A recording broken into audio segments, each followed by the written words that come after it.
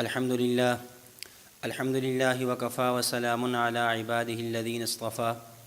أما بعد فأعوذ بالله من الشيطان الرجيم بسم الله الرحمن الرحيم ولقد نصركم الله ببدر وأنتم أذلة فاتقوا الله لعلكم تشكرون. عن جابر بن عبد الله رضي الله تعالى عنه قال قال رسول الله صلى الله عليه وسلم لن يدخل النار أحد شهد بدرا أو كما قال صلى الله عليه وسلم. اللهم صل على محمد وعلى آل محمد كما صليت على إبراهيم وعلى آل إبراهيم إنك حميد مجيد. اللهم بارك على محمد وعلى آل محمد كما باركت على إبراهيم وعلى آل إبراهيم إنك حميد مجيد. آج 17 رمضان المبارک اسلامی تاریخ کا ایک اہم ترین دن ہے. یہ وہ مبارک دن ہے جس میں اللہ رب العزت نے مسلمانوں کو، اہل حق کو عظیم الشان فتح اور کفار کو، اہل باطل کو عبرتناک شکست عطا فرمائی تھی. یہ ایک تاریخ ساز دن ہے جس میں مسلمان اپنی افراد کی کم قوت کے باوجود ایک بہت بڑے لشکر پر جو اپنے سے 3 گنا بڑھ کے تھا اس پہ غالب آئے. اس وجہ سے قرآن کریم نے اس دن کو یوم الفرقان کے دن سے یاد فرمایا ہے، یعنی فرق کرنے والا دن، حق اور باطل کے درمیان فرق کرنے والا دن. ایسا دن لیحق الحق ویبطل الباطل، جس میں احقاق حق اور ابطال باطل ہوا. حق کیا ہے؟ حق کی حقانیت اور باطل کا ابطال روز روشن کی طرح، چڑھتے ہوئے سورج کی طرح اللہ رب العزت نے واضح کر دیا. تو اس دن کی مناسبت سے غزوہ بدر، اس کا پس منظر، اس کا پیش منظر، اس کے محرکات، اسباب، نتائج اور چند واقعات آپ حضرات کے سامنے عرض کرنے ہیں. رمضان المبارک میں، شروع رمضان المبارک میں جب نبی علیہ الصلاۃ والسلام کو پتہ چلا کہ ابو سفیان، جو اس وقت تک رضی اللہ تعالیٰ عنہ نہیں بنے تھے، حلقہ اسلام میں نہیں آئے تھے، وہ ایک لشکر لے کر گئے ہیں. اور ایسا لشکر جس کی بنیاد پر مشرکین مکہ کی تجارت ہوا کرتی تھی، اور مشرکین کی تجارت کے حوالے سے ایک اہم سفر ہوا کرتا تھا. چونکہ مکہ المکرمہ سے ملک شام یہ لوگ جاتے اور وہاں سے تجارت کر کے واپس آتے. اللہ کے نبی صلی اللہ علیہ وسلم کو اطلاع ملی کہ ابو سفیان اپنے احباب کے ساتھ، دوستوں کے ساتھ گیا ہے اور ملک شام سے تجارتی قافلہ لا کر واپس آ رہا ہے. تو آپ علیہ الصلاۃ والسلام نے صحابہ کرام رضوان اللہ علیہم اجمعین سے مشورہ کیا کہ اس حوالے سے ہمیں اس قافلے کی پیش قدمی کرنی چاہیے، قافلے کے پیچھے جانا چاہیے، تاکہ اللہ رب العزت یا تو ہمیں فتح عطا فرما دیں گے یا اللہ جل شانہ ہمیں غنیمت عطا فرما دیں گے. چنانچہ آپ علیہ الصلاۃ والسلام یہاں سے نکلے، اور اس وقت صحابہ کرام رضوان اللہ علیہم اجمعین کی جو تعداد تھی وہ ایک روایت کے مطابق 313 اور ایک روایت کے مطابق 314 اور ایک روایت کے مطابق 315 تھی. زیادہ صحیح روایت 313 والی ہے. یہ صحابہ کرام رضوان اللہ علیہم اجمعین نکلے. آپ کے ساتھ صرف 2 گھوڑے ہیں اور 70 اونٹ ہیں، اور 70 اونٹ. اور حضرت عبداللہ بن مسعود رضی اللہ تعالیٰ فرماتے ہیں کہ ایک اونٹ پر 2 یا 3 بندے سوار ہوتے، چونکہ افراد زیادہ ہیں، اونٹ کم ہیں. چنانچہ نبی علیہ الصلاۃ والسلام، حضرت علی رضی اللہ تعالیٰ عنہ اور حضرت ابو لبابہ رضی اللہ تعالیٰ عنہ، یہ 3 حضرات ایک اونٹ پر اپنی باری کے مطابق سوار ہوتے، چڑھتے اور اترتے اور یوں چلے جا رہے تھے. اور مقام بدر یہ مدینہ منورہ سے تقریباً 70 میل کی مسافت پر ہے. 70 میل کہہ دیں یا ہمارے زمانے میں کلومیٹر کے اعتبار سے دیکھتے ہیں تو 120 کلومیٹر کی مسافت پر مقام بدر، وہاں ایک کنواں تھا جس کو ایک بدر نامی آدمی نے آباد کیا تھا، تو اس جگہ کا نام مقام بدر پڑ گیا. تو اللہ کے نبی صلی اللہ علیہ وسلم یہ 313 کی تعداد کو لے کر نکلے. فی الوقت بظاہر کو جنگ کا ارادہ نہیں ہے، فی الوقت تو یہی ہے کہ ہم جا کر اس قافلے پر شب مار کریں گے، قافلے کو لوٹیں گے، اس نیت سے جا رہے ہیں. لیکن جیسے جہاں وہاں پہنچتے ہیں راستے میں ہیں کہ ادھر ابو سفیان کو ذرائع سے پتہ چل جاتا ہے کہ شاید کہ نبی علیہ الصلوۃ والسلام اپنے صحابہ کرام کے ساتھ آ کر ہمارے قافلے کو لوٹنا چاہ رہے ہیں۔ تو ابو سفیان نے فوراً ایک بندہ دوڑایا جس کا نام زمزم غفاری تھا، ایک اونٹ دیا، تیز اونٹ، اور اس اونٹ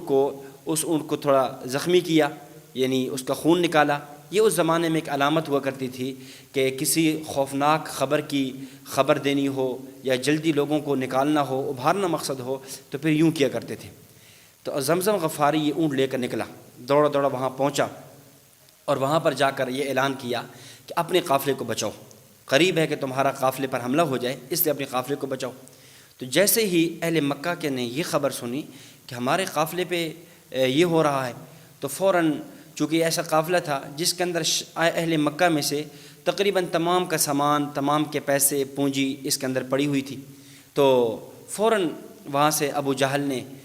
لوگوں کو جمع کیا اور ہر گھر سے افراد نکالنا شروع ہوئے، اور وہاں سے ایک بہت بڑی تعداد جمع غفیر جو تقریباً 1000 افراد پر مشتمل تھا وہ نکلا۔ اور اس سے پہلے یعنی ابو سفیان نے جو قافلہ جو زمزم غفاری کو بھیجا،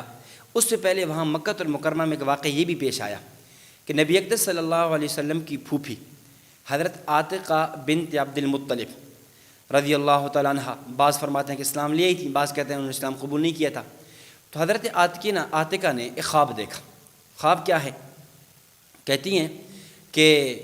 ایک اونٹ سوار شتربان وہ آیا، دوڑتا ہوا آتا ہے اور آ کر کہتا ہے، اہل مکہ میں آ کر اعلان کرتا ہے کہ یا اہل مکہ انفروا الی مصارعکم فی 3 ایام، اے اہل مکہ انفروا نکلو اپنی قتل گاہوں کی طرف، اپنے بچھاڑے جانے کی جگہ تک 3 دن کے اندر نکلو۔ اور پھر وہ جو اونٹ آتا ہے سائے شتربان مقام ابتہ سے آ کر پھر یہاں مسجد حرام میں داخل ہوتا ہے، پھر مسجد حرام سے جبل ابی قبیس پہ چڑھتا ہے، اور جبل ابی قبیس پر وہاں سے وہ ایک پتھر گراتا ہے، بھاری بھر پتھر،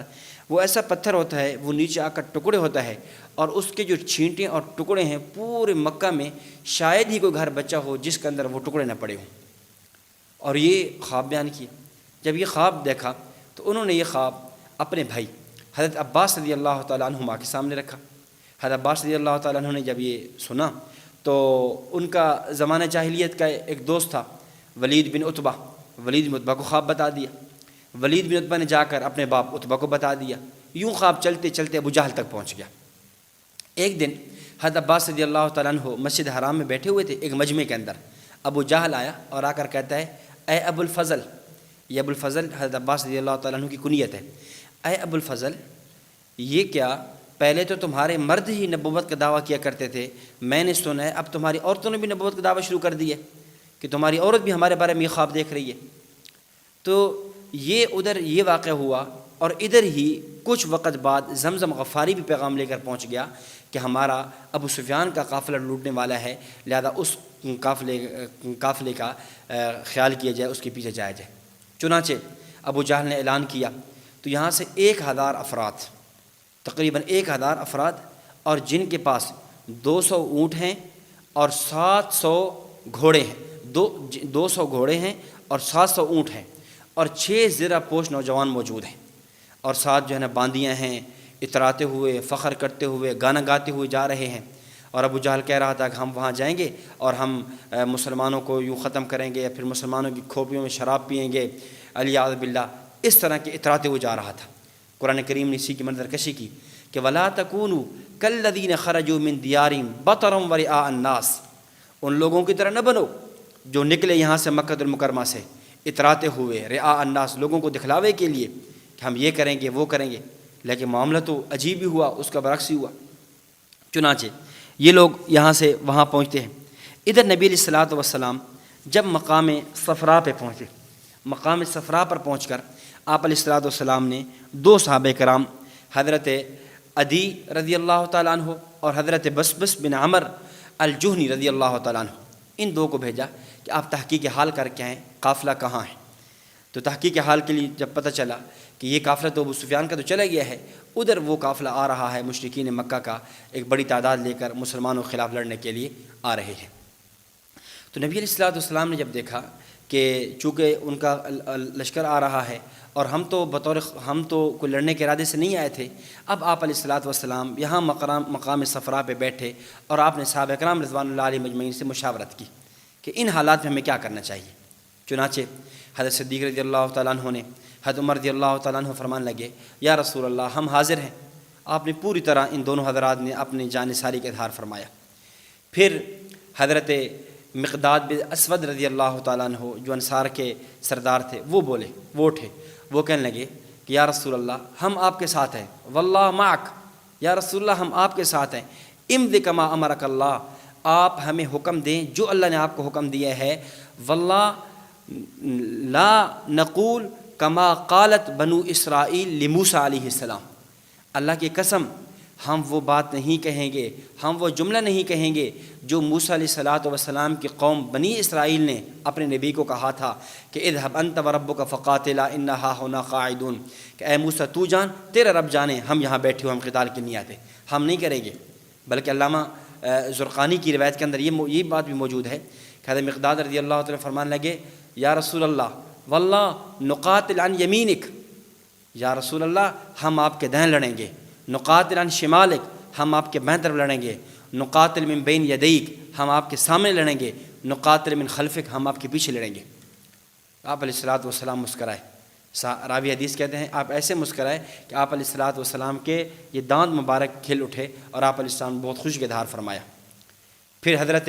سعد بن معاذ رضی اللہ عنہ کھڑے ہوئے، انہوں نے یہ خطبہ دیا، بڑا فصیح خطبہ، اور یہ کہا کہ یا رسول اللہ ہم آپ پر ایمان لائے، آپ نے جو باتیں کی ہم نے ان کی تصدیق کی ہے، ہم نے آپ کی مدد و نصرت کی ہے، آپ جو حکم، آپ اگر دریا میں گھوڑے دوڑانے کا حکم دیں گے ہم دریا میں گھوڑے دوڑا دیں گے، آپ جو فرمائیں گے ہم کر گزریں گے، ہم آپ کے ساتھ ہیں۔ جب صحابہ کرام کی یہ جانثاری یا یہ چیز آپ علیہ الصلوۃ والسلام نے دیکھی تو آپ علیہ السلام بہت خوش ہوئے۔ چنانچہ آپ علیہ الصلوۃ والسلام نے یہاں سے نکلے، ادھر قریش کا لشکر وہ پہلے پہنچ چکا تھا، وہاں جو ایک چشمہ تھا اس جگہ چشمہ کے ارد گرد، چونکہ وہ لوگ پہلے پہنچے، وہ پانی کی پینے کی جگہ تھی، وہاں پر جا کر ان لوگوں نے پکی جگہ تھی ڈیرا لگا لیا۔ ادھر صحابہ کرام رضوان اللہ علیہم اجمعین جب پہنچے تو وہ ایک ایسی جگہ تھی جو ریتلی جگہ تھی، وہاں پر بارش بھی نہیں ہوئی تھی، جگہ بھی بالکل خشک تھی، ادھر گرمی بھی تھی، کیونکہ ہجری عیسوی اعتبار سے یہ تقریباً مئی کا مہینہ بنتا ہے، اسلامی اعتبار سے تو رمضان ہے لیکن ہجری یعنی عیسوی اعتبار سے مئی ہے۔ تو ان حالات کے اندر جب صحابہ کرام رضوان اللہ علیہم اجمعین وہاں پر دیکھے ریتلی جگہ ہے، تو اللہ رب العزت نے مدد و نصرت میں یہ فرمائی کہ اللہ تعالیٰ نے وہاں پر بارش برسا دی، جس کو قرآن کریم نے سورۃ الانفال میں اس کو بیان فرمایا ہے کہ وَيُنَزِّلُ عَلَيْكُم مِّنَ السَّمَاءِ مَاءً لِيُطَهِّرَكُم بِهِ وَيُذْهِبَ عَنكُم رِجْزَ الشَّيْطَانِ وَلْيَرْبِطَ عَلَىٰ قُلُوبِكُم وَيُثَبِّتَ بِهِ الْأَقْدَامَ، کہ ہم نے آسمان سے ایک بارش برسا دی تاکہ تمہیں جو تمہارے پاؤں ثابت قدم ہو جائیں، تمہارا دل ثابت قدم ہو جائے اور تمہارا دل ثابت ہو جائیں۔ اس لیے اللہ رب العزت نے یہ معیت نصرت کی کہ یہ چونکہ ریتلی جگہ تھی، اب یہاں بارش برسی تو بارش برسنے سے یہ جگہ تو بہترین بن گئی، صحابہ کرام نے پانی بھی جمع کر لیا، اور وہ پکی جگہ تھی تو وہاں کیچڑ بن گیا، وہاں چلنا بھی مشکل ہو گیا۔ تو بہرحال صحابہ کرام رضوان اللہ علیہم اجمعین کا لشکر جو تقریباً 12 رمضان کو وہاں سے چلا تھا مدینہ المنورہ سے، یہاں پہنچ گیا، اور اب جنگ کی تیاریاں شروع ہیں۔ اور جب 17 رمضان مبارک کا دن آیا، جو اسلامی تاریخ ساز اہم ترین دن ہے، 17 رمضان مبارک، صبح کا وقت ہے، آپ علیہ الصلوۃ والسلام موجود ہیں، اور اس سے پہلے رات کے وقت حضرت سعد بن معاذ رضی اللہ تعالیٰ عنہ نے عرض کیا، یا رسول اللہ آپ کے لیے ہم ایک چھپر سا بنا دیتے ہیں، ایک ٹیلے پر اونچی جگہ پہ چھپر بنا دیتے ہیں جس پہ آپ بیٹھے رہیں، آپ جنگ کا میدان کا نظارہ کرتے رہیں اور آپ محفوظ رہیں۔ چنانچہ حضرت سعد بن معاذ رضی اللہ تعالیٰ عنہ کی مشاورت سے اس مشاورت کو قبول کیا گیا، ایک چھپر نما بنا دیا گیا جس میں آپ علیہ السلام موجود تھے، اور آپ کی نگرانی، آپ کی یعنی حفاظت کے لیے بطور پہرہ کے حضرت ابوبکر صدیق رضی اللہ تعالیٰ عنہ اور حضرت سعد بن معاذ رضی اللہ تعالیٰ عنہ کھڑے ہوئے۔ آپ علیہ السلام پوری رات دعا مانگتے رہے، پوری رات روتے رہے، آپ راہ زاری گریہ زاری تاری تھی کہ اور دعا مانگتے رہے، اور یہ کہتے رہے اللہم اللہم ان تہلک ہادہ العصابہ فلا تعبد فی الارض، کہ اللہ یہ میں چھوٹی سی جماعت لے کر آیا ہوں، یہ 313 افراد ہے، نہتے نوجوان ہیں، یہ چند لوگ میں لے کر آیا ہوں، اگر آج یہ ہلاک ہو گئے، یہ ختم ہو گئے، تو پھر زمین میں تیری عبادت کرنے والا کوئی نہیں ہوگا۔ یہ بڑے وجد کے اندر، یہ گریہ زاری کے اندر آپ علیہ الصلوۃ والسلام نے یہ جملے فرمائے۔ صحابہ کرام رضوان اللہ علیہم اجمعین کے بارے میں بہت دعائیں کرتے رہے، اتنی دعائیں کی کہ حضرت صدیق نے روک لیا، کہا یا رسول اللہ یکفیک، اللہ آپ کو کافی ہے، بس کیجئے، حسبک اللہ، اللہ آپ کو کافی ہے، اللہ تعالیٰ ہمیں رسوا نہیں کرے گا، اللہ تعالیٰ ہمیں فتح عطا فرمائیں گے۔ چنانچہ جب اگلا صبح ہوتی ہے، 17 رمضان المبارک ہے، پہلا دن ہے، تو یہاں سے آپ علیہ الصلوۃ والسلام نے صفیں درست فرمائیں، صفیں درست ہوئیں۔ ادھر سے مشرکین مکہ کی طرف سے 3 آدمی، عتبہ بن ربیعہ، عتبہ اپنے بھائی شیبہ بن ربیعہ کو اور اپنے بیٹے ولید بن عتبہ کو لے کر سامنے آیا اور اعلان کیا کہ آ جائیں میرے مقابل میں۔ تو ادھر مسلمانوں میں سے، انصار میں سے 3 صحابہ کرام رضوان اللہ علیہم اجمعین نکلے، جن میں حضرت عوف بن حارث، حضرت معوذ بن حارث اور حضرت عبداللہ بن رواحہ رضی اللہ تعالیٰ عنہم اجمعین، یہ 3 میدان میں آئے۔ جب یہ 3 آئے، ادھر سے وہ 3 ہیں، ادھر سے یہ 3 ہیں،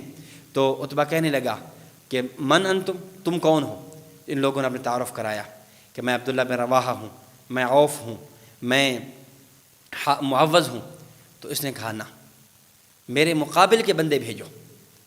ما لنا منکم من حاجہ، مجھے آپ کی کوئی ضرورت نہیں ہے۔ اور پھر کہا اخرج الینا یا محمد اکفاءنا من قومنا، اے محمد صلی اللہ علیہ وسلم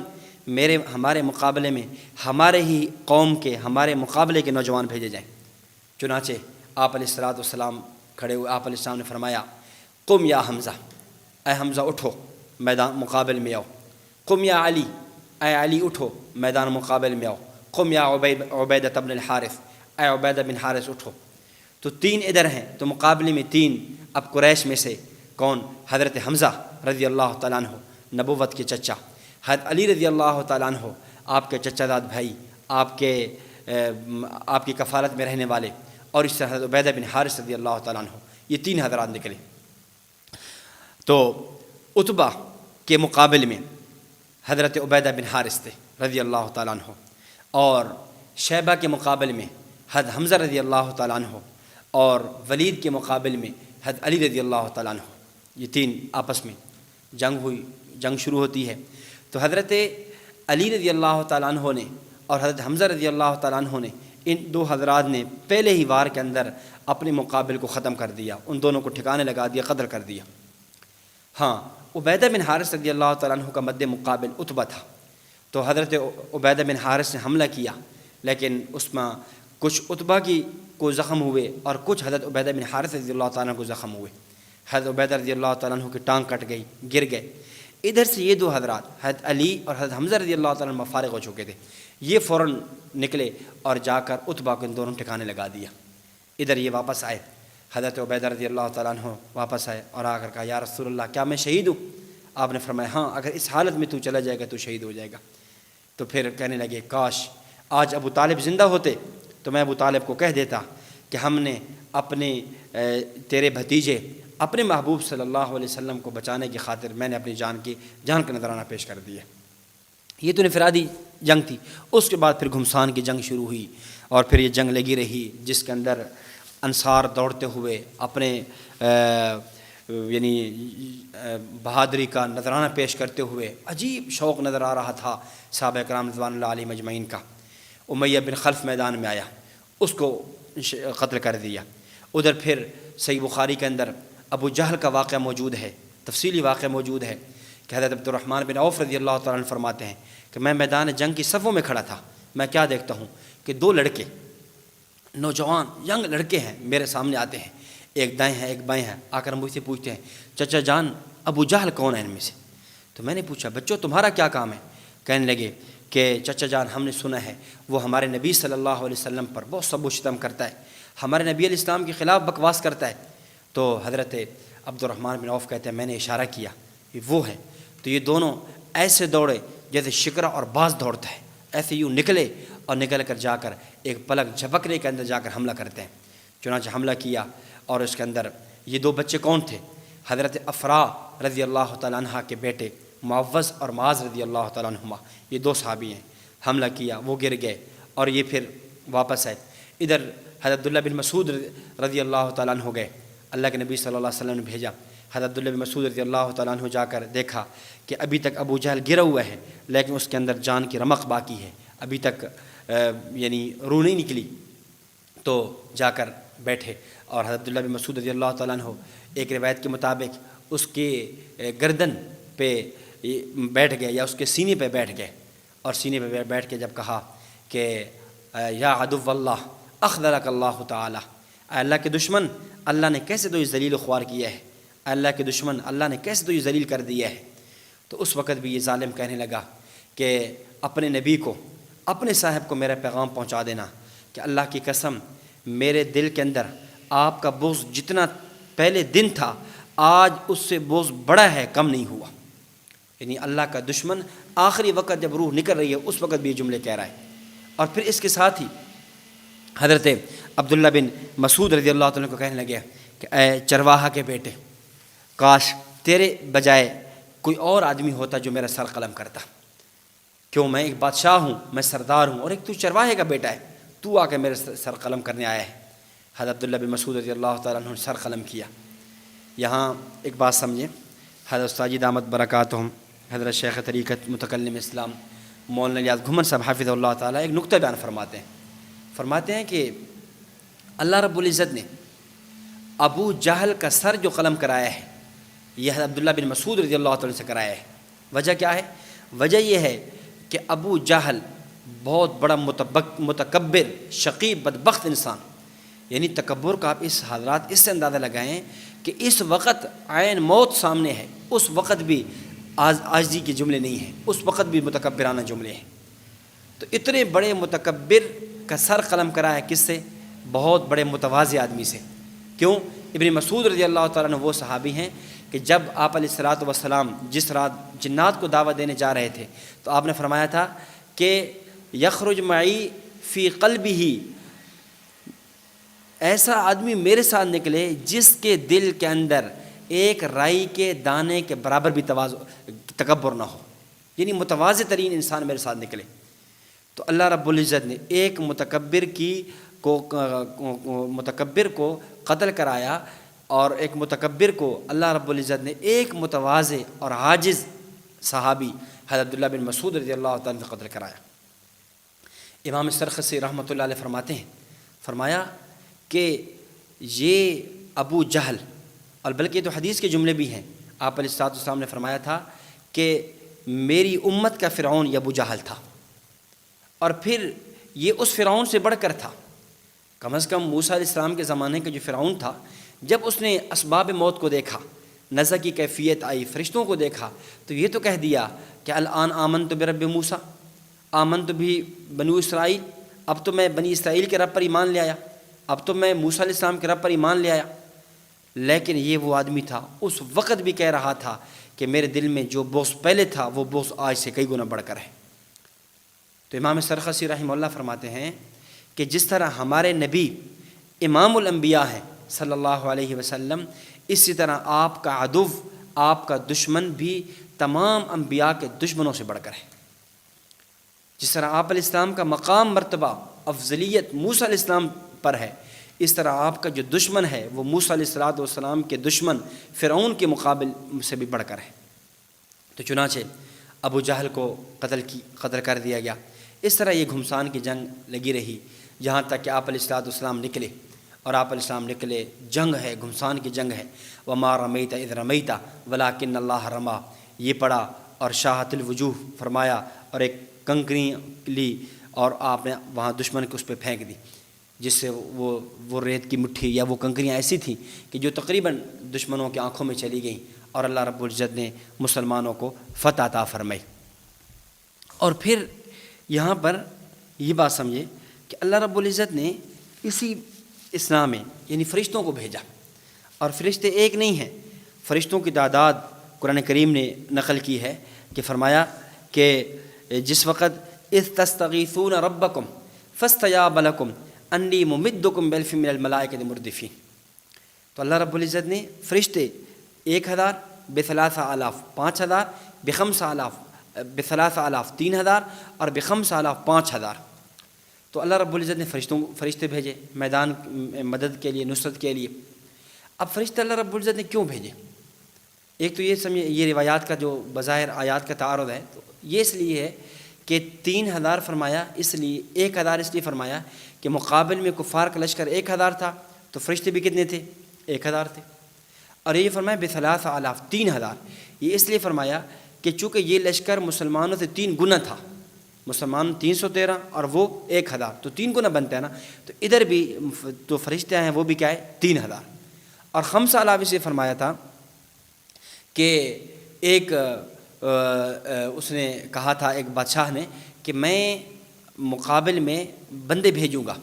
تو اللہ تعالیٰ نے فرمایا اگر وہ بندے بھیجے گا تو پھر ہم بھی فرشتوں کی تعداد بڑھا دیں گے.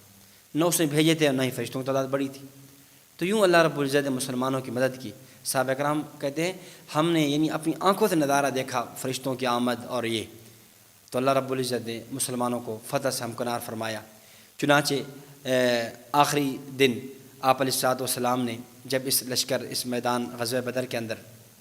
تقریباً کفار کے 70 آدمی مارے گئے، 70 گرفتار ہو گئے، اور پھر ان میں سے 24 سرداران قریش بڑے بڑے، ابو جہل ہے، امیہ بن خلف ہے، عتبہ بن ربیعہ ہے، شیبہ بن ربیعہ ہے، ولید بن عتبہ ہے، اس طرح بڑے بڑے لوگ مارے گئے. اور آپ علیہ الصلوۃ والسلام نے وہاں پر ان کی لاشوں کو ہٹایا اور ہٹا کر کنویں میں ڈال دیا.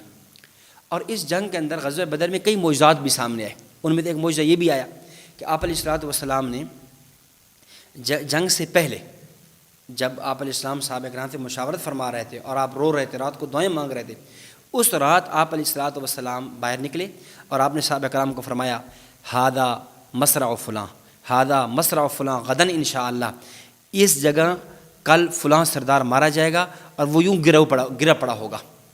راوی حدیث کہتے ہیں جیسے امام الانبیاء صلی اللہ علیہ وسلم نے پیشن گوئی فرمائی تھی، جیسے فرمایا تھا، چنانچہ اگلے دن ہم نے دیکھا اگر آپ نے یوں نشان لگایا تھا کہ فلاں سردار یہاں مارا جائے گا، یوں گرا ہوا ہوگا، ہم نے دیکھا اگلے دن وہی سردار اسی جگہ مارا گیا اور یوں پڑا ہوا تھا.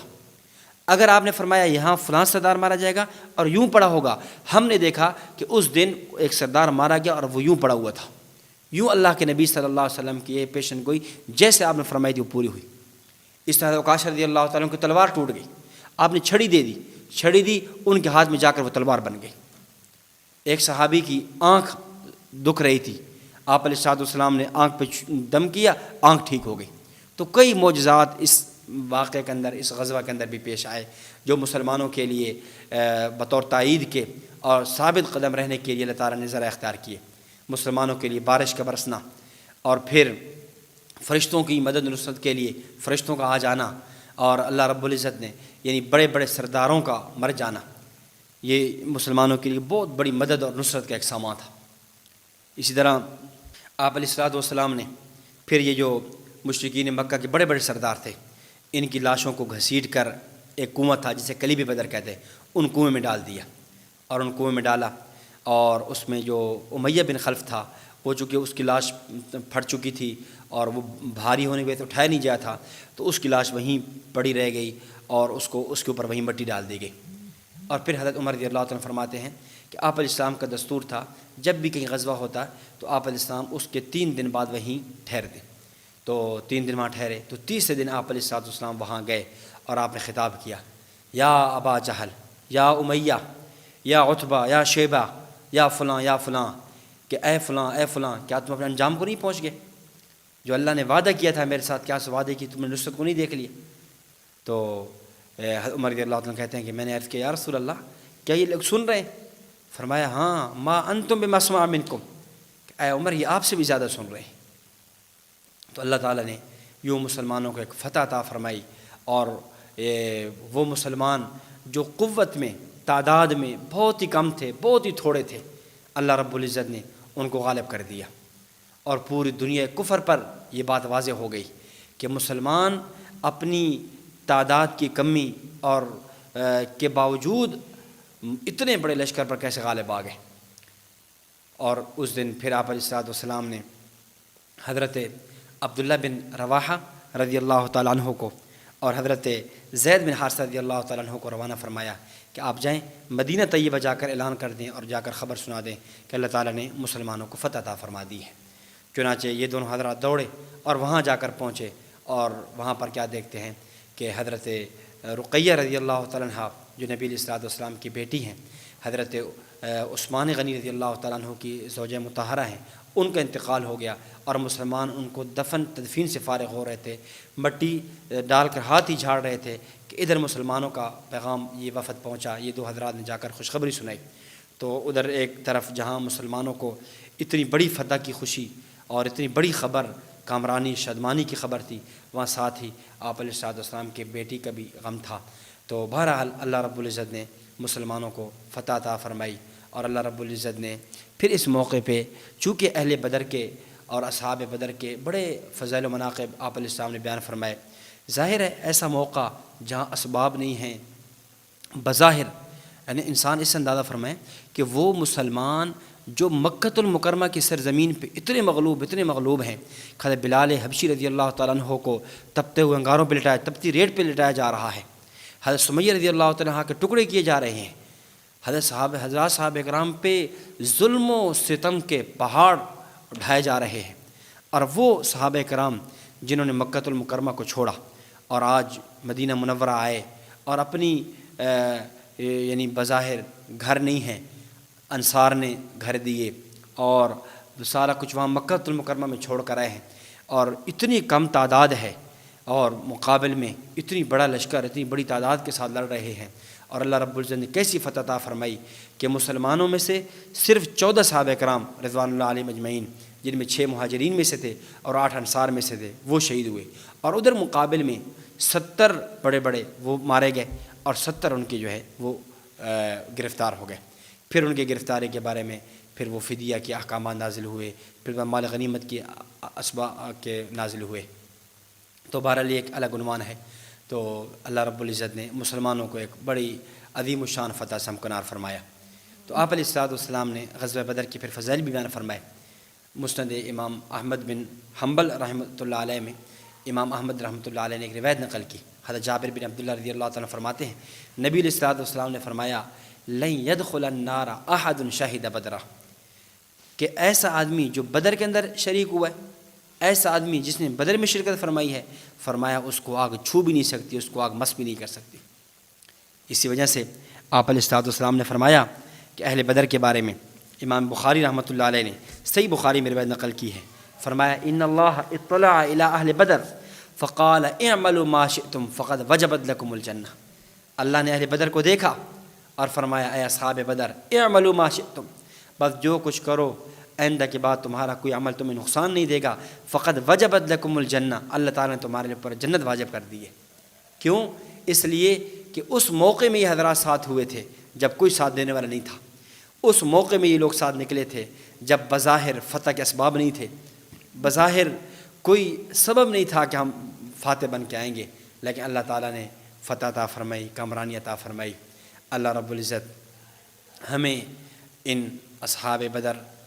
اور ان حضرات صحابہ کرام رضوان اللہ علیہم اجمعین کی قدردانی کی توفیق عطا فرمائے، اور اللہ رب العزت ہمیں احقاق حق کے لیے، ابطال باطل کے لیے قبول و منظور فرمائے۔ وآخر دعوانا ان الحمد للہ رب العالمین۔